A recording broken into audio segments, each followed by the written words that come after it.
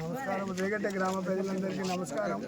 నేను రేగట్ట కాంగ్రెస్ పార్టీ బలపరిచిన అభ్యర్థిగా భారత కవితా వెంకటేశ్వర గారు బరిలో నిలబడ్డారు.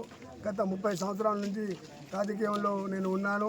గ్రామానికి ఒక బస్సు సౌకర్యం లేకపోతే నేను అప్పుడు యూత్లో ఉన్నాను. రాజకీయం లేకున్నా కూడా రాజకీయం లేనప్పుడు కూడా యూత్లో చందా చేసి నర్సింగ్పట్టకెళ్ళి బస్సు తీసుకొచ్చి డిఎం తీసుకొచ్చి బస్సు ఓపెన్ చేశాను.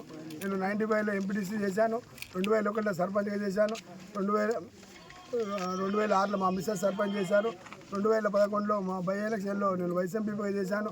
గ్రామానికి సేవలు నేను చేశాను. హై స్కూల్లో నేను 2001లో హై స్కూలు ప్రైమరీ స్కూల్ ఉండేను, హై స్కూల్ లేకుండాను. హై స్కూల్ హెడ్ మాస్టర్ దగ్గర ప్రైమరీ స్కూల్ హెడ్ మాస్టర్ దగ్గరికి పోయినప్పుడు 7వ తరగతి వరకు చదువుతున్నారు సార్, టీసీలు తీసుకుపోతలేరు, బయటకు అంటే పిల్లలు పెద్దవాళ్ళు ఎవరు తోలిస్తలేరు. అప్పుడే నా మనసు చెల్లించి 10వ తరగతి హై స్కూల్ మంజూరు చేయించిన.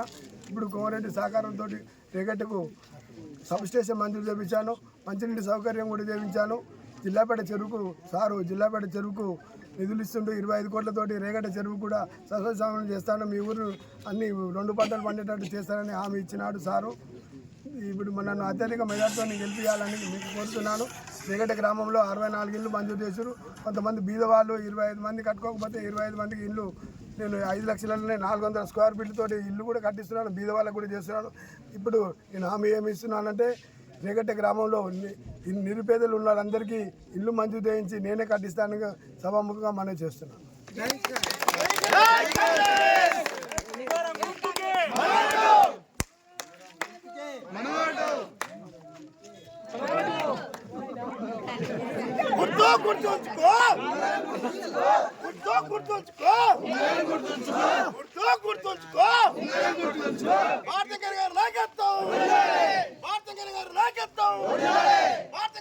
నాయకత్వం